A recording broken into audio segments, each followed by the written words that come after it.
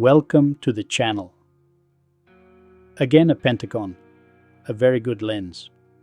What strikes me is that it is not always easy to use those very large apertures. F1.8 is not easy to focus on and has a very small depth of field, as I said many times before. You want a little more depth of field, especially with close focus, and need several stops down to get a nicer bokeh. At f2.8, this lens is very brilliant and the starting point for a nice bokeh.